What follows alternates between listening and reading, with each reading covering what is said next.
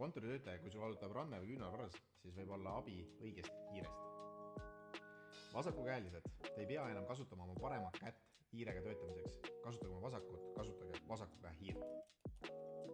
Kui teil on väga väike käsi, väiksem kui mul, siis meil on olemas S-suurusega hiir. Kui sa kasutad kinnas suurusega 8-9, siis on meil kas siis vasakule või paremale käele M-suurusega hiir. Kui sul on nii suur käsi nagu minul, mis ulatub L-suuruse hiire ümber väga kenasti, ehk siis nagu näete, sõrmed ei ole üle serva, siis kasutage L-suurusega hiirt.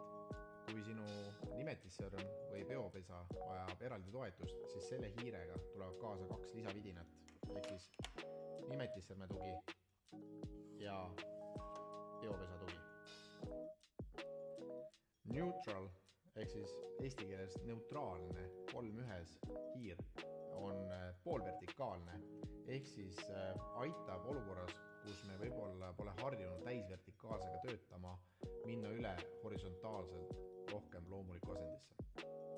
Kuidas saada aru, et mis on käe loomulik asend?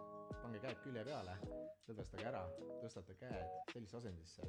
Ja nagu näete, siis minu käsi jäi sellisesse asendisse, ehk siis seda nimetatakse käe loomupäraseks asendiks. Ja see ei ole selline asend. Ehk siis kui me räägime horisontaalsest hiirest, siis horisontaalse hiire korral tekivad lihaspinged ja kui me nüüd tahame nendest lihaspingetest lahti saada, siis me peaksime käe keerama tema loomupärasse asendisse. Neutral viib meie käe siis poolvertikaalse asendisse ja seda on vaja üleminekuks horisontaalsest asendist vertikaalsesse asendisse. Ja ära unusta meid followda ja subscribe'ida YouTube'is, TikTok'is ja Instagramis.